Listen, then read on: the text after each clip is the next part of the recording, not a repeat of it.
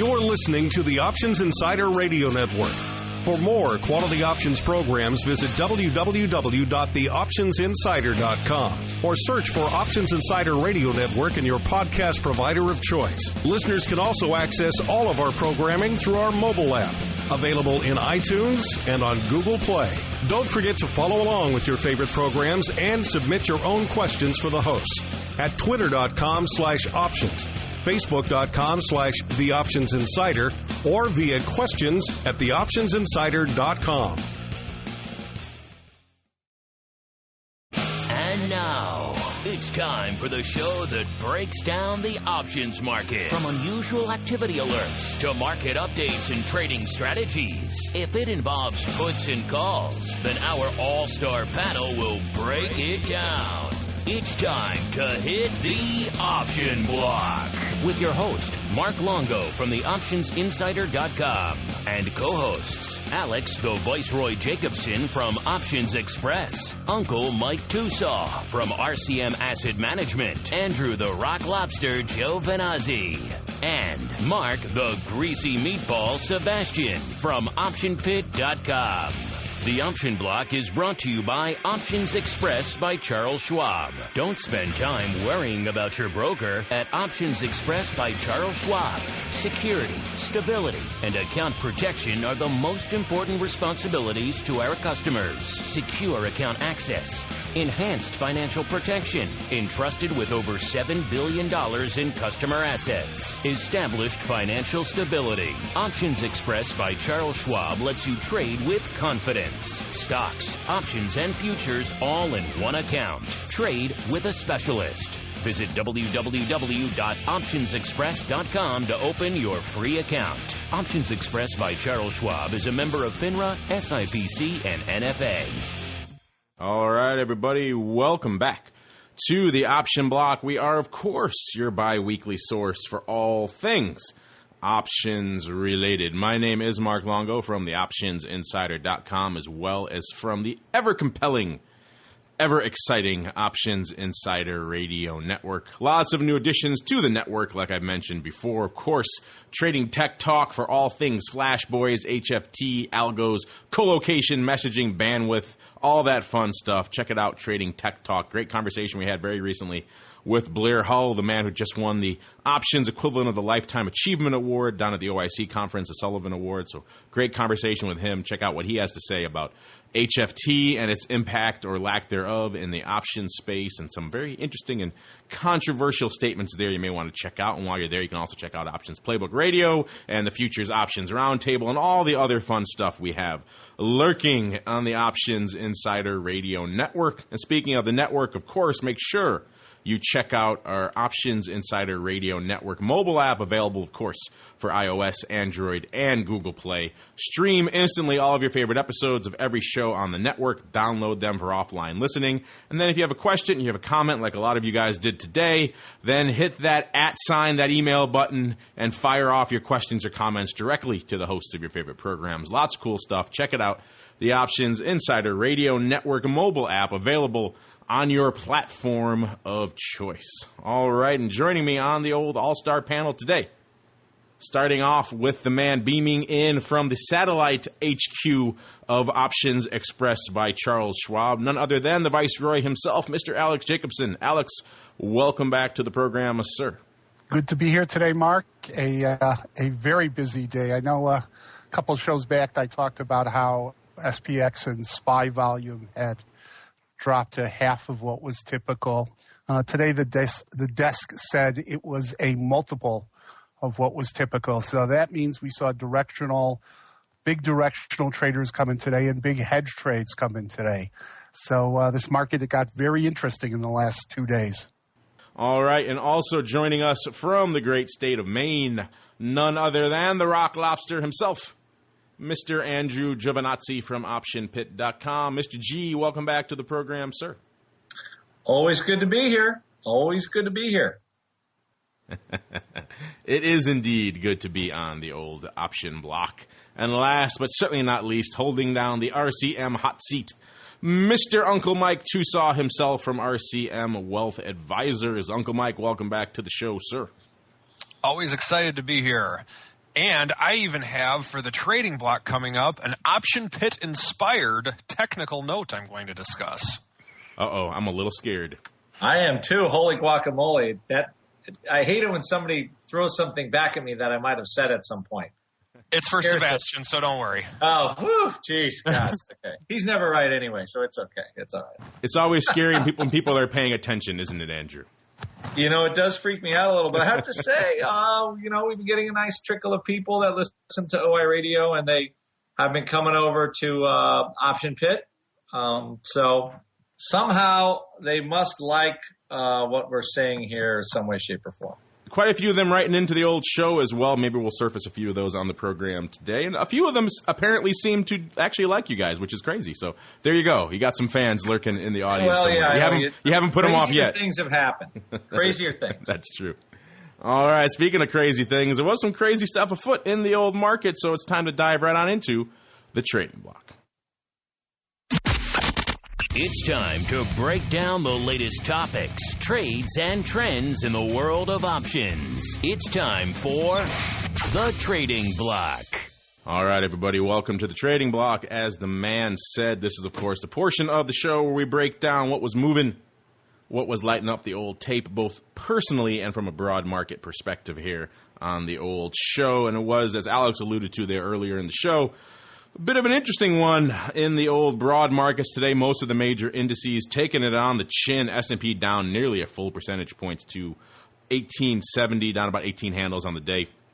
Dow down a full percentage point, or about 170 handles, to 16,446. The Q's down about 0.75 of a percentage point or so. And the VIX catching a bit of a bid. VIX cash, of course, up about one handle, almost even, to 13.15. A lot of places we could start here with all of today's activity, but I must admit I am intrigued by Uncle Mike's potential trading block dissertation here. So, Uncle Mike, take it away, sir. The floor is yours. Last time on the show, it was actually on Monday, Mark Sebastian pointed out how the Russell was leading the market, and that as went the Russell, as went the market.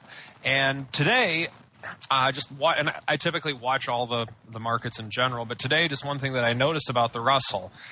On February 5th, the Russell put in the low for the year at 1082.72.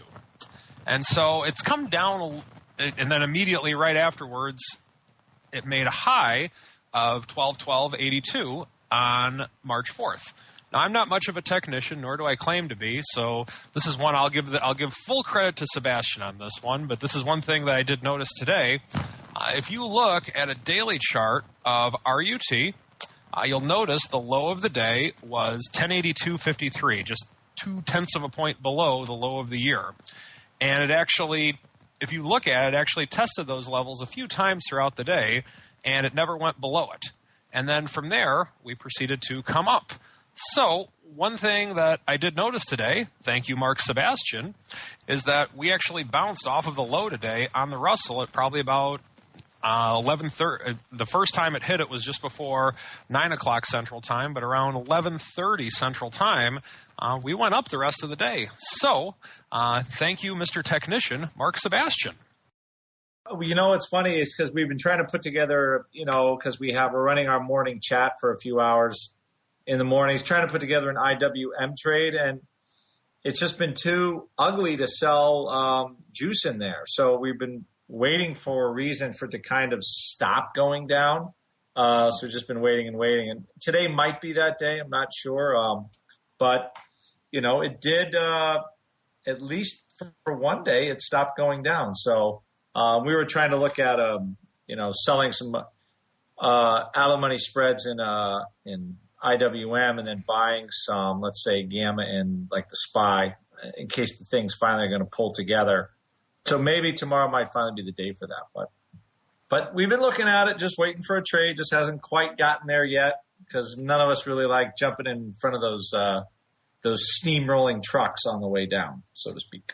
All this Russell love has me, of course, checking back in with RVX, the new Russell Volatility Index. This product caught a bit of a bid earlier in the year, got some vol going, got some open interest going. Then towards or after February expiration, it seemed to tail off it looks like all this movement, all this talk of Russell seems to have lit it on fire out there again, because it was vacillating around about 500 contracts open interest for the better part of the past few months. Now it's 5,500. Of course, this is a conversation we'll have in much more detail on volatility views tomorrow, but still interesting to see. It looks like a 1,500 lot of the July 26, 27s.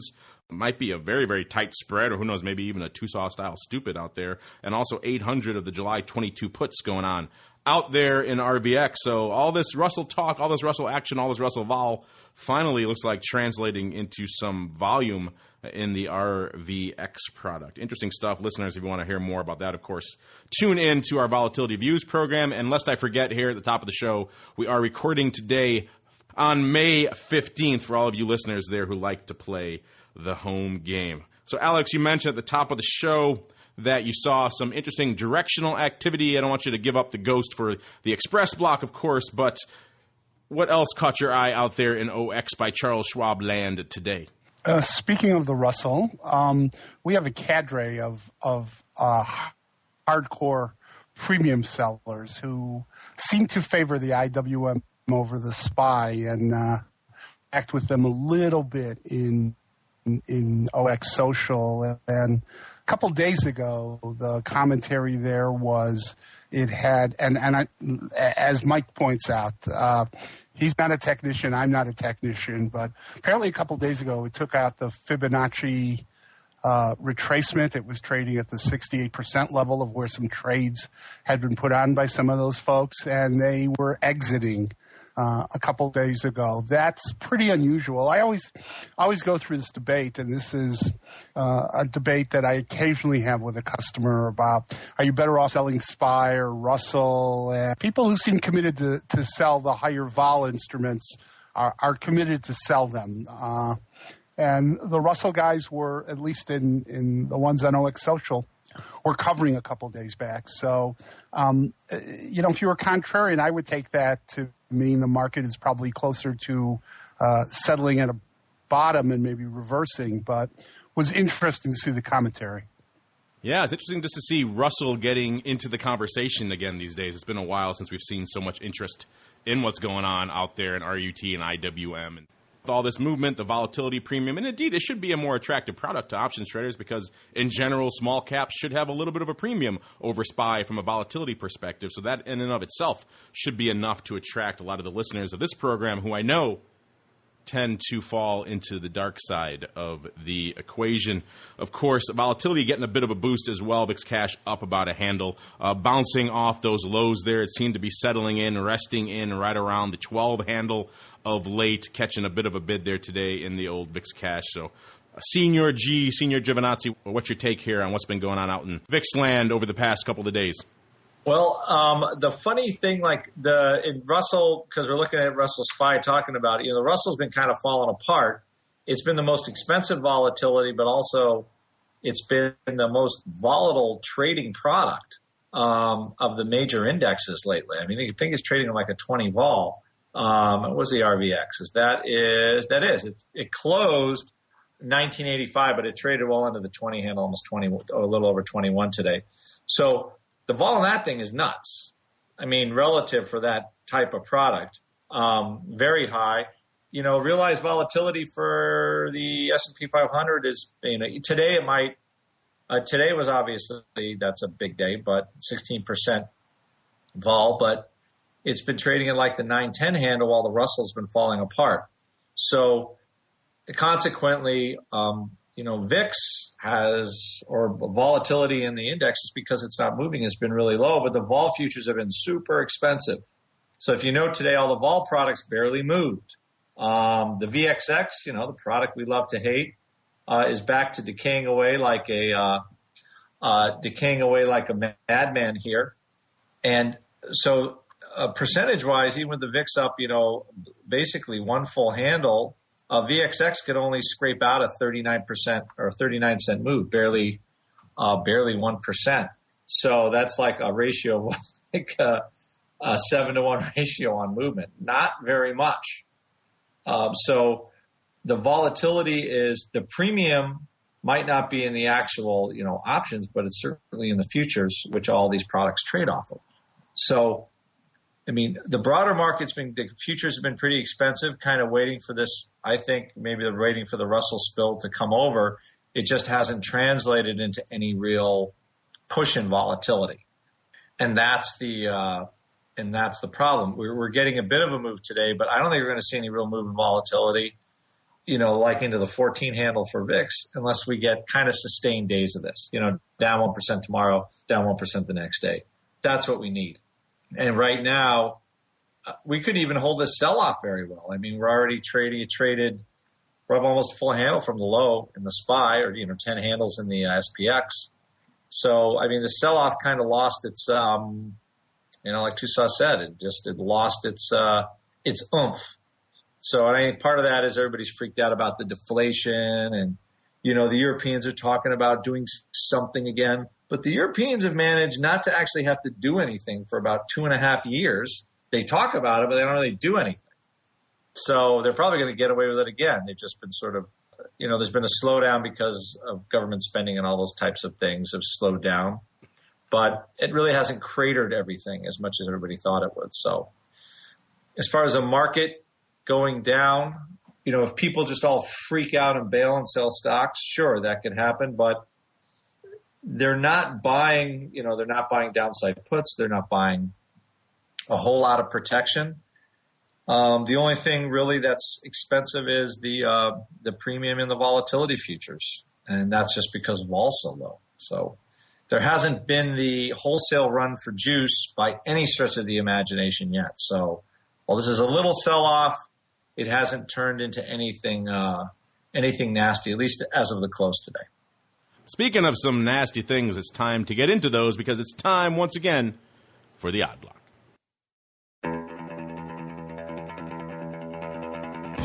It's time to break down the most interesting, unusual, and downright questionable options activity that's been identified by theoptionsinsider.com. It's time for the Odd Block.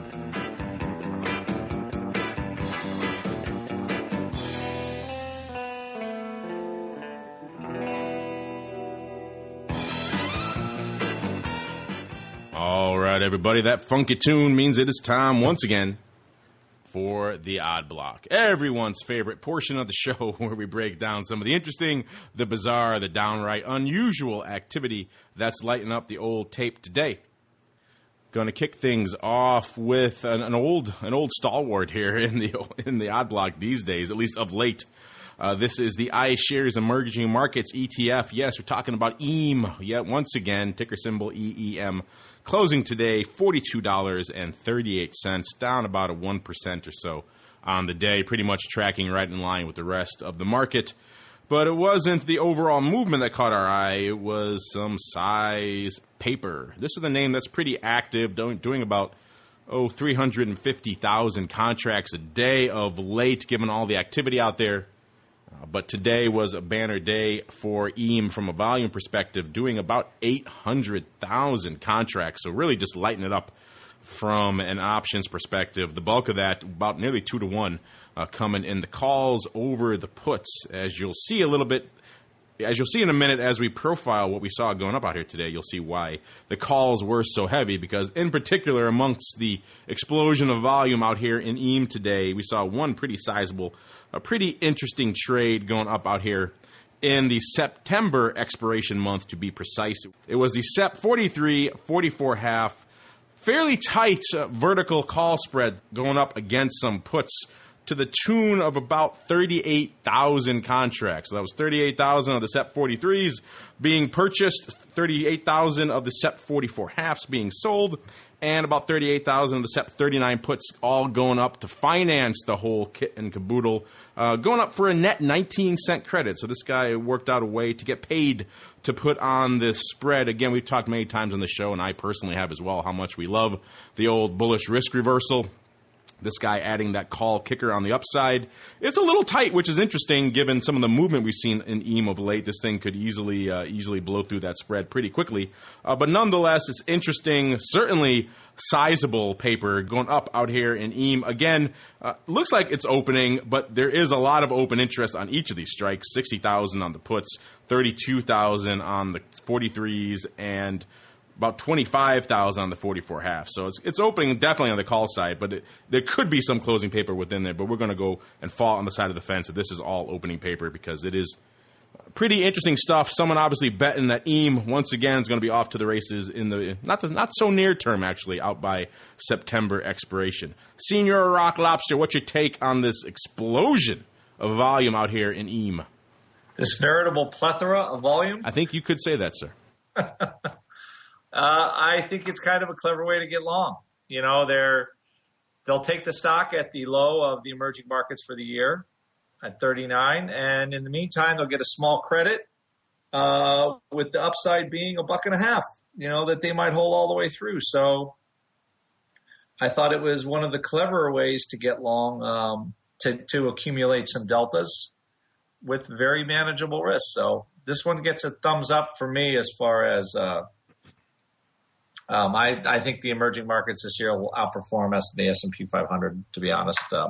So that is my kind of longer long for me. But I like the way this trade is set up. I got nothing bad to say about it. Daddy likes this one. Compared to our typical load up on a bunch of 50% out of the money calls, this is fairly savvy. This is fairly savvy, and you know, at worst, he's going to be getting in on the lows of the year, and I think that's exactly what they want to do. So, and they picked a good day to do it on a good pullback. Yeah, nice little pullback, getting a little bit of premium for those puts, able to do the whole thing for a credit. Kind of hard to go wrong getting paid to put on a nice risk reversal like this. We're always fans of this type of trade. All right, moving on to our next victim here in the odd block. This is, I'm trying to think, I don't think we've talked about this one, at least not in quite some time. This is Travelers Company's ticker symbol TRV, closing today $92.37, down about a quarter or so on the day. This is the name that's doing about 1,100 contracts a day, doing about 8,000 today, so about 8x their ADV today. And looks like the bulk of that came in one fairly sizable up and out roll. In particular, we saw the May 90, June 92 half spread going up. Looks like 1 by 2, going up maybe a little more than 1 by 2. 2,000, about 2,100 times for the May 90s versus 5,000 for the June 92 halves. Went up in a couple of blocks, marked, of course, as spread, but we've talked many times in the past about how useless those trade tags can be. But looks like, when you look at it, looks like the old up and out roll, closing out the May, taking some profits there perhaps, and then doubling down on June because it worked so well in May. Why not swing for the fences out there in June? Again, like we've seen many times, they usually tend to add more when they've done well in the past, and given the fact that we're trading right around 92.5 here, looks like those May 90s worked out pretty well for them. Senior Giovinazzi, not a heck of a lot of craziness here, just the old up and out, and when it works once, why not double down, right? That was succinct, I think, succinct and accurate. Isn't that if it feels good, don't do it? But this one I think felt good, and they want to do it again. So I was trying to channel Sebastian slightly there. But absolutely, I think they got a little roll. It's what's the most interesting to me is, and this is one of the beautiful thing about options, is the amount of leverage they're getting with a $1 call on the upside. If you notice, they're rolling to the at-the-money option, which is only costing them $1, and the underlying stock is 92. Now, granted, it's a 10-vol stock. However, that is an awful lot of leverage for a short period of time.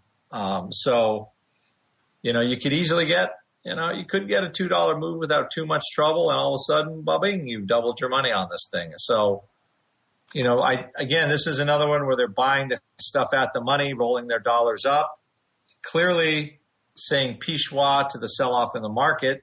And I believe they did a pretty nice job of scooping here too, from what I can tell. Yeah. So again, I think a nice looking way to get long. Aggressive as heck though.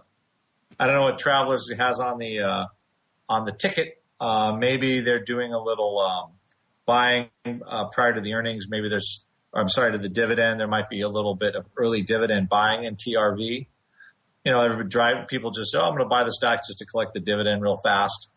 That could, maybe drive it up $1 and give this person a nice return on these calls. So certainly not a bad way, but it's certainly an aggressive way to get long for sure.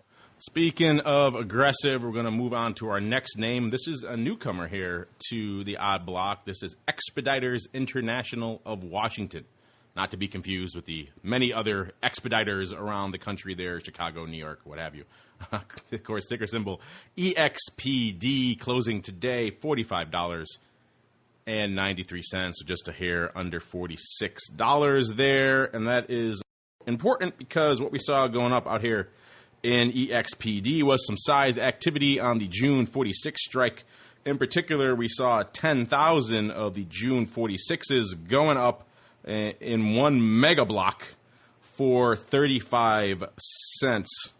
Looks like they were an opening sale. Pretty aggressive given the fact that the stock up about $1.25 today to this level right around the 46 strike. So pretty aggressive sale. Of course, the calls immediately went in their face as well. They went out 85 cents at 95. So I'm guessing they're perhaps not overly enthused with their 35 cent kind that they got in the morning here. But again, usually when you see this, you're looking at probably some stockholders. So perhaps they're not too concerned at the end of the day. What is interesting, too, a little bit of an interesting wrinkle to this is after we wrote it up, we did see some activity going up on the 45 strike as well to the tune of 4,000 of these calls. So this could be related, could be someone legging into perhaps a 1 by 2.5 here, though it's very tight, 45, 46 for one of those types of trades. It's not the craziest thing I've seen, but it is a wee bit unusual in that sense. Either way, interesting paper going up here in Expeditors International. Perhaps someone indeed out there, Andrew, was expediting this trade on their behalf and perhaps got a little bit overzealous in the morning. What's your take here on our friends, the Expeditors? Because what's funny is like the 45 is trading for 65. Again, paying nothing for gamma for these options. I mean, very, very cheap options. Those traded around 10 o'clock. And then, lo and behold, unbeknownst to the world, because the 65 cent kind traded on all the exchanges on the June 45s, lo and behold, all these June 46 go up at 35 cents with paper selling. I'm one of those people that I don't believe in coincidences. So how did the June 45 buyer know that there was going to be the 46 the 46 strike traded? I don't know. They once trades the 45s, the buyers trade at 9.57, and then somehow the sellers come in at 10.24. Again, the whole thing, it smelled a little fishy to me. The 46 sale, hugely aggressive. You're saying perhaps there might have been some information leakage, perhaps? The order being shopped a little bit before it went up? The thing is, because they lifted every exchange for the 45s, and then the 46s went up in one print in one place. So maybe something got shopped a little, and everybody went out and had a field day. Yeah, if I was the guy putting up those 46s, I think I'd have a call with my broker to say, hey, what went down here? Because none of this is particularly favorable for me. Yeah, but somehow as soon as those things traded, I think the stock just went kaboom. So for a buy right, the guy made $1 on a stock, I guess, or whatever. Maybe he's a long-term holder. I believe it closed at a 52-week high. It wasn't when I wrote about it, but I think it had a pretty good run.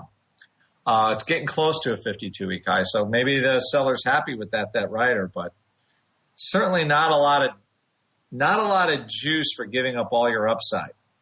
It felt a little thin to me. So interesting stuff. People are always lamenting, looking at flash boys, dark pools, things like that, blah, blah, blah. But there's a reason those types of things sprang up on the equity side. We don't really have them in options, but because information leakage like this could end up being very costly. So, again, there's a reason why some institutional players like to perhaps try to disguise what they're up to so they can actually get it off without getting perhaps, and we don't know for sure, we're just speculating, of course, wildly, as is our wont here on the show, but perhaps being front-run to the tune of a few thousand contracts and moving the stock aggressively against you. But that's a conversation for another day and perhaps another show while we roll on into our final odd block victim/candidate/winner of the day. It is a prize, indeed, to be in the odd block at the end of the day. This is another newcomer, Chemtura Corp, ticker symbol CHMT, closing today down about 80 cents to about $23.93 on the day. This is the name that does, about 1,300 contracts a day.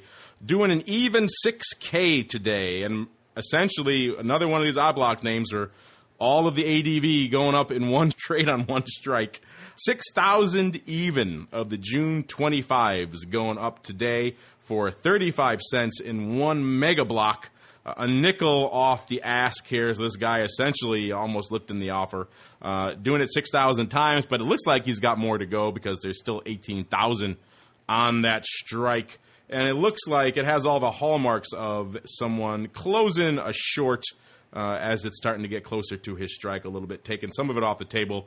We'll see if he takes the other 12,000 or so off, or if he lets those ride. But it looks like a heavy overrider coming in and just closing off a third of his position right now.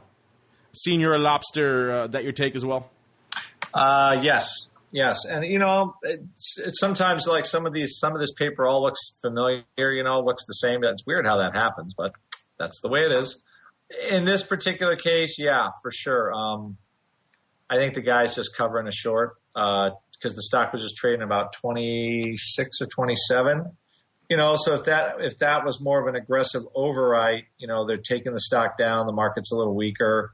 Yeah, it was trading probably 26 in middle of April.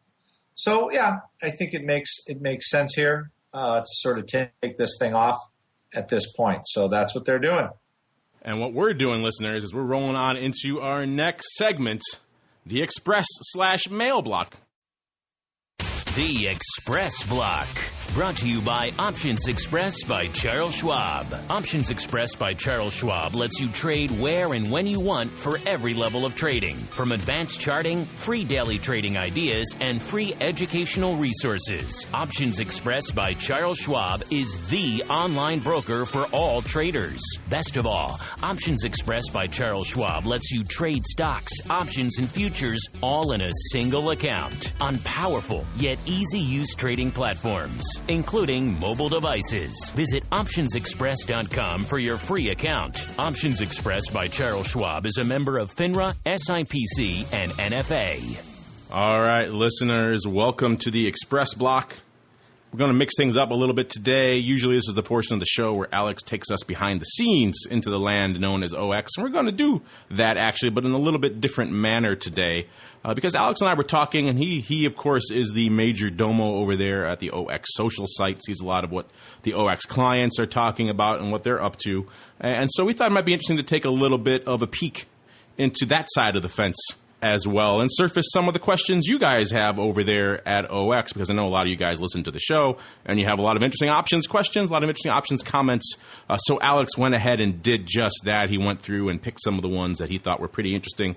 We're still figuring it out if we can actually mention the clients on the show or not, so we're not going to do that for this episode. But if you'd like to see more of that kind of stuff, if you'd like to be featured on an upcoming show, hey, let them know over there at OX, and we'll see if we can get this to become a regular feature here on the old program. But for now, I'm going to hand the hosting reins over to the Viceroy himself and let him guide us through some of these interesting questions from OX Social.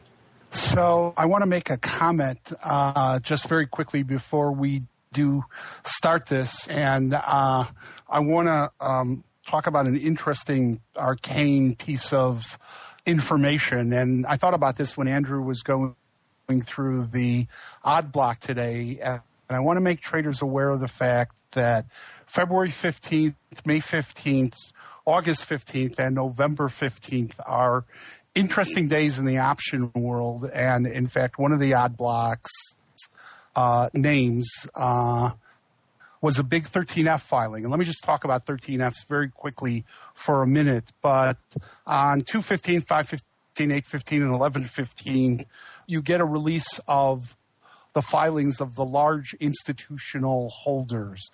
Everybody with 100 million or more has to file what's called a 13F. There's also a 13D, but I don't want to overcomplicate it. But they have to show changes in their holdings. So, for example, today, one of the 13F filings showed that Stevie Cohn had bought 11 million shares of BlackBerry in the first quarter of the year.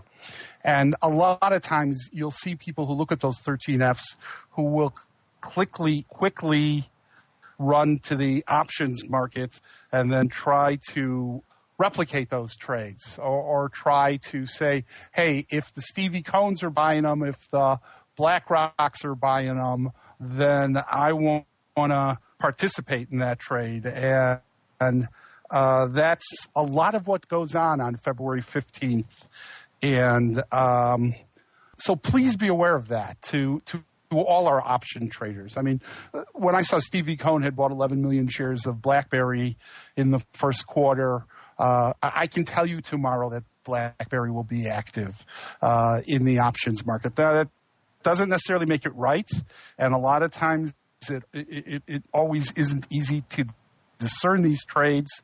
But please be aware that those occur on the 15th, beginning in the Feb quarter. Those are the Decembers, and continuing every 3 months after that. So please be aware of that.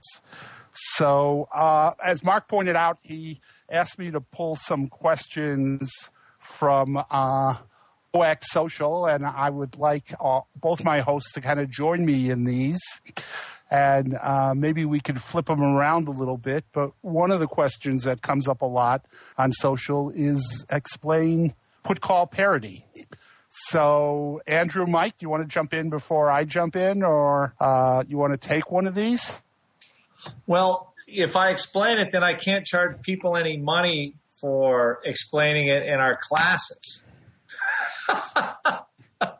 I guess I was the only one. So I'll take that as a no. No, put-call parity is really easy. What you want to try to figure out is what the market makers or what the liquidity provider community thinks the underlying is trading. Now, you might say, oh, it's just the price on the screen. That's where the underlying is trading. Well, because of cost of carry issues like dividends or because the underlying, let's say the VIX, might not be exactly what you think it is, even the S&P 500, the options trade off the future, not the cash. It helps you figure out where the underlying is trading. And the easiest way to figure it out is this. You just take, but you also have, because remember, it's the impression that the liquidity provider is giving you, not the other way around. You have to price things the liquidity provider's way, which means if you want to buy something or sell something, you have to buy it on the bid, which you don't get to do as a retail, as the public. You're always selling the bid. So you take the bid price, let's say, of a call and the offer price of the put. Long call, short put is a long synthetic underlying. And if you take that debit or credit and you just add it or subtract it to the strike based on whether it's a debit or credit or not, that will tell you where the underlying is trading. So in that way, you'll see kind of where the liquidity providers think the underlying should be trading. Because every once in a while there could be a stub in there or something strange or a large dividend. And you keep thinking, oh, my gosh, these options are so cheap. And, well, it's because there's like a $3 dividend is going to come out of them tomorrow. So it's a good skill to have, what we call like just understanding how to read the screen completely. And hopefully that answers that question. I got something I'd like to add to that, too. Just you had mentioned dividends. And a lot of times, and we've talked about this on the show before, but a lot of times when people see that, they'll say, oh, my goodness. So I'm looking at these options here, and I see that this call is this at-the-money call is so much cheaper than this at-the-money put. Well, I'm going to be pretty smart here. I'm going to actually sell the stock short and sell the put against it, kind of like an upside-down covered call. And then with the premium that I take in on the short put, I'm going to buy a call with it. So that way, I'm creating a position where it's mathematically impossible for me to lose. Look a little further, folks, because if you're short that stock and there's a dividend coming out, you're responsible for paying that dividend, and oftentimes it's going to make it so it's mathematically impossible to win when you do that trade. So just to kind of add to it, if it seems too good to be true, chances are it's not. So if I can jump in, the simple formula for put-call parity is stock plus put minus call equals T-bill, which means stock plus put minus call should give you the risk-free rate. Now, this is where all of us as options people are going to put up an asterisk, and Mike kind of alluded to this a little bit. You commonly hear people say a covered right is the same as a short put, but It's really the short put plus cash deleveraging. Put call parity is the relative level of put prices to call prices. And you will sometimes hear people say, well, the calls are expensive and the puts are cheap. And I think all of us as option folks would tell you that that's not possible. But if you do see it, it means something is wrong in the parity equation. And that might mean the stock is hard to borrow. You're not factoring the dividend incorrectly. But I, especially over the years, have seen folks who write, newsletters and kind of, prognosticate on the options market. And they'll say, well, the puts are expensive because there's bearish sentiment in it. Puts and calls have a relationship to one another, and they can be arbitraged against one another. As I say, the equation is stock plus put minus call equals T-bill. So a put is short stock plus a call, and you can play with the equation. And sometimes people will look at those things and say, something's not right, and I'm going to trade the parity side instead. Instead of doing the covered call, I'm going to sell the put. And as Mike pointed out, before you pull that trigger, go look at dividends, go look at any other capital market functions that may be going on. But puts and calls have to be priced right relative to one another. And when they're not, and this is especially true in hard to borrows, where all of a sudden you'll sell a put because you think the only one on earth that saw that it seemed to be mispriced, and you're going to be in for an instant surprise. So parity is what keeps put and call prices priced correctly relative to one another. And speaking of parity, another question that comes up commonly, I'm going to skip ahead to this is one I get a lot and comes up in social a lot. And this was someone who posted in social who seemed perplexed by the fact that they were told by a trader friend of theirs who they thought was very, very successful that often in the money debit spreads are more attractive than credit spreads. And I'll start off on this because I think the industry has been conditioned for years that credits are good and debits are evil. That if I can sell a $5 credit spread for $2, that's superior than buying the debit spread for $3, the $5 debit spread. Now, the example I just gave, parity would hold. They'd be exactly the same trade. And I know sometimes people can't fathom that how can buying something for a debit be as advantageous as selling something for credit?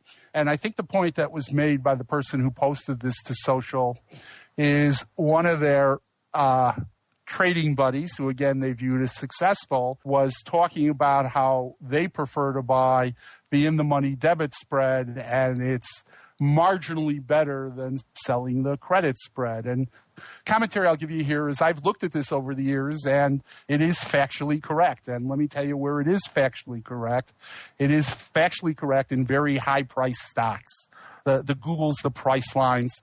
And Andrew, as having been a market maker, will tell you that in the very short run, put-call parity doesn't always hold. And put-call parity can be in a wide bracket.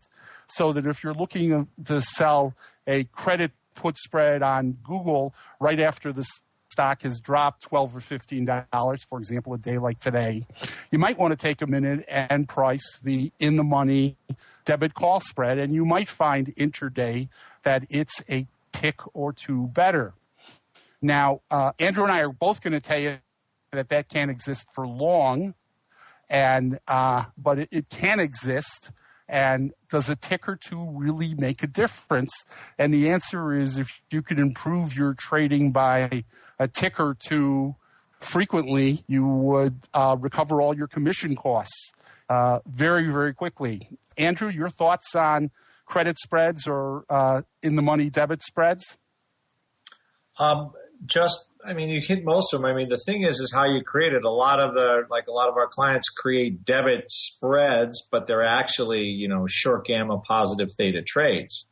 They're just easier to execute in certain ways. In different stocks, sometimes like just trading an all fly, an all real in the money fly is easier than like the iron condor. It's just kind of a cleaner way to trade to get like a three-legged trade off. So, a debit spread is a credit spread, like I said, and I think there's a lot of literature makes it people to think, credit spreads, and it's kind of clever marketing and things like that. But ultimately, Alex is totally right on this. There is almost always a cheaper side of the market to trade on to get the same result. And the only real problem, the only stumbling block I would say with, either trading a debit spread or trading, let's say, on the in-the-money side of the market is the potential for dividend early exercise or something kind of gumming up the works. That would be a time where you'd want to move to the out-of-the-money side of the market and try to make sure you don't have any messes with the dividends or potential early exercise to screw your trade up. But for the most part, synthetic class, you can download our ebook for free and it'll just walk you all through it. Just one trade is exactly the same as the other, and the only difference really is execution cost and quality of execution as long as the strikes are the same. That's what I was going to say. It really comes down to the execution side of the game. I mean, Alex, you're talking about a couple of ticks here or there. I don't think the average retail customer out there is going to be able to recognize those discrepancies, let alone take advantage of them. Obviously, some of the OX clientele defers to the higher end of the spectrum. Will be able to spot those and perhaps get in frequently and fast enough to be able to take advantage of them. But for the lion's share, it comes down to what you're comfortable executing, what you're used to. If you're more comfortable on the credit side of the fence, then you probably should stay there. If you are a guy who's used to executing debits and can find these discrepancies and take advantage of a tick or two here or there, then that's certainly where you should come in. But at the end of the day, it's the same trade except for a couple of ticks here or there. So if you're more comfortable on one side of the fence or the other, I definitely say go that way. I'd be very curious to see what the defenders of the debit spreads in the OX social, what they say, what their reasons are for why they think it's better. Is it just they think they can get those couple of ticks here or there, which is, I would wager, a relatively infrequent occurrence, or is there something else that they claim is demonstrably better on the debit side versus the credit side of the fence? Perhaps this will require further investigation into the OX social. I've given you some homework for next week, Alex. Thanks. All right, so this is a tough one, and it comes up all the time because we put up a trade and probability calculator for all of our trades, and a question we get a lot, and this isn't only an OX question. This was an optionetics question, and this was a question that comes to the desk and the help desk all the time. Why is it so hard to calculate the probability of success on a calendar spread? So I'll throw the floor open. I'm actually going to start off here, if you don't mind, sir, because I would actually like to take a step back from this, because I think there's a little bit of misinformation or perhaps confusion floating around this question. Again, it's a very general question, so I'm not sure what the specifics are that they're mentioning, but we've seen a lot over the years of people conflating delta and probability, and we've done a lot of talking about this. In fact, with your good buddy Don Schlesinger there, Alex, he and I did a whole extensive episode of Volatility Views about a year ago, really getting into some of the interesting research behind this, kind of how delta has become shorthand in the trading world for probability, still to this day, and sometimes I'm guilty of this myself. You might ask a trader, hey, are you going to be doing this event? Say, yeah, I'm about a 70 delta. It's just the shorthand everyone uses. But if you look at the actual math behind it and the way delta got distorted from its original intention in the Black-Scholes formula, it somehow is now being used as shorthand for the probability. But I'd imagine the lion's share of the people writing in with this question on OX Social are conflating delta and probability. And I'm sure you have the tools quite easily to calculate the delta of any given calendar spread. Finding the actual probability, I think, is a different beast, and I want to make sure the listeners who write in with this question understand that. The first thing I want to say in regard to probability is be wary of hearing this with your rose-colored ear goggles. A lot of times when people hear, oh, it's a 90 probability trade, for some reason they think that they translate that to mean 100% guaranteed winner, I can't lose. So I'd be, in terms of just probabilities in general, I'd be pretty wary about that. Just take it with a grain of salt, in that just because something's a high probability trade doesn't necessarily mean that's going to happen, so to speak. In terms of doing it on a calendar spread, I typically don't look at probabilities for calendars just because of the fact that they change so frequently, in that in a traditional vertical spread, let's say that XYZ stock's at 60 and you sell the 50-45 bull put spread. The only thing you really need to focus on at that point, you have to look at volatility, you have to look at a few things, but that's a trade with which it's very much based upon the stock itself. If the stock shoots to the moon and goes up to 90 the next day, then you're pretty much okay.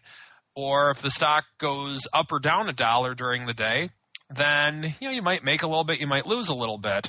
In a calendar spread, it's a different animal in that you have a lot more factors involved. You have delta, gamma, theta, vega, rho involved in not only the long option, but both the short option as well. And they're different time frames. They come from two totally different worlds. In a vertical, they're both in the same world, and that it's the same expiration period. But in a calendar, you have it's a lot bigger bucket of bolts to decipher, so to speak. So whenever I'm using a calendar spread, it's one that it's a lot of work for me to do so. I'm in one right now, and this is one that I monitor very closely. I can't look at the probabilities because I'm too focused on the Greeks themselves.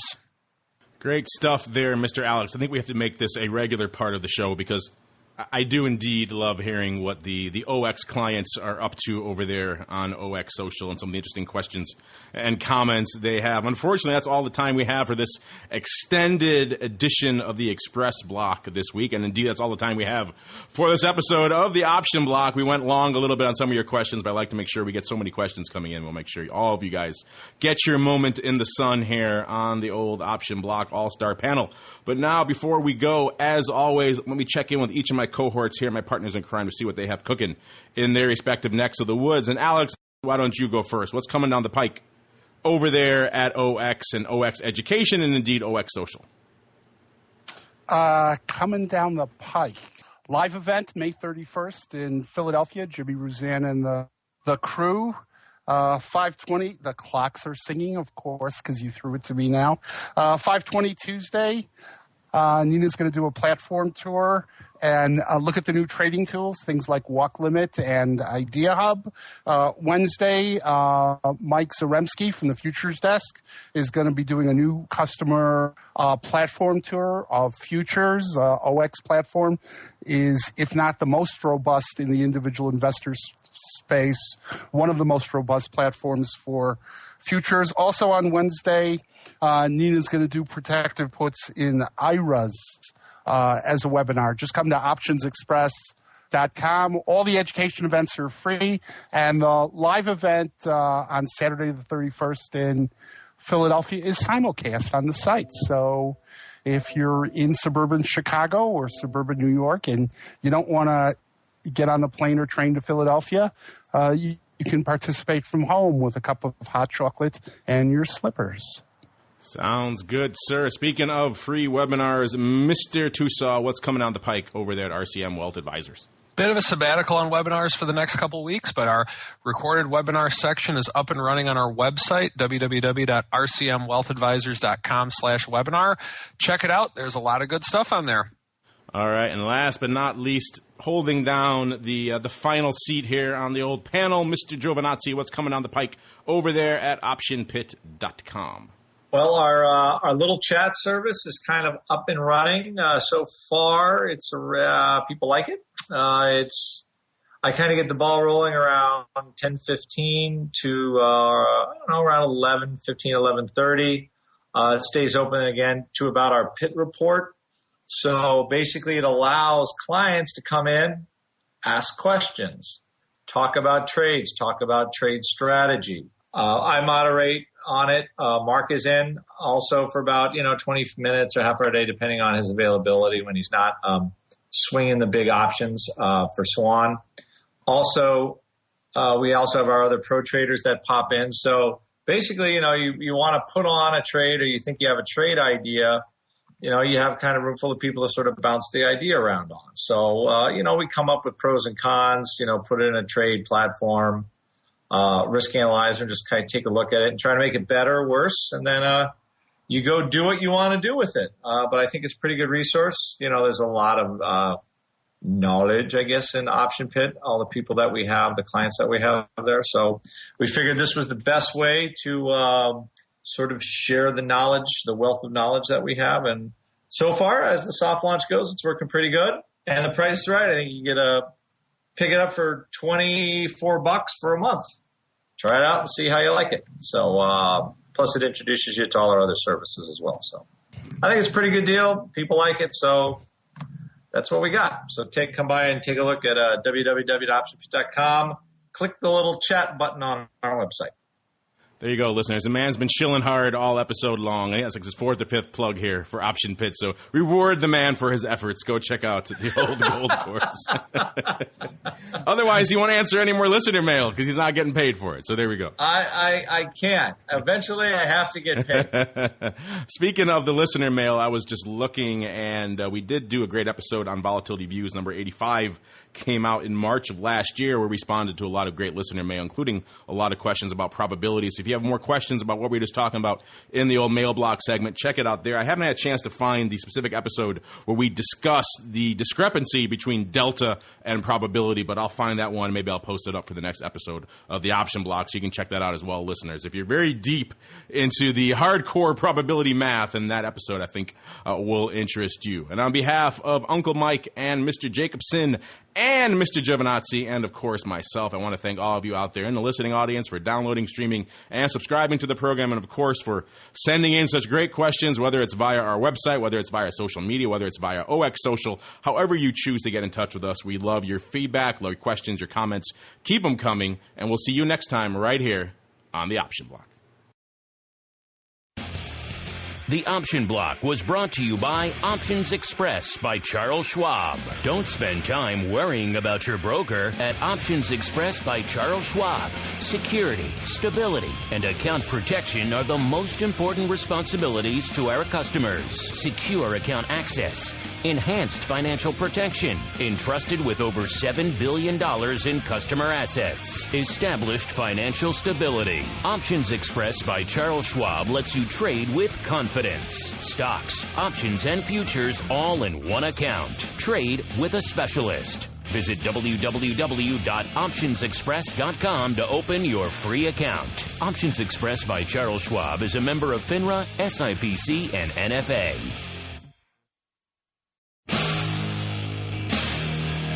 The preceding program was a production of the Options Insider Radio Network. For more quality options programs, visit www.theoptionsinsider.com or search for Options Insider Radio Network in your podcast provider of choice. Listeners can also access all of our programming through our mobile app, available in iTunes and on Google Play. Don't forget to follow along with your favorite programs and submit your own questions for the hosts at twitter.com/options, facebook.com/The Options Insider, or via questions at theoptionsinsider.com.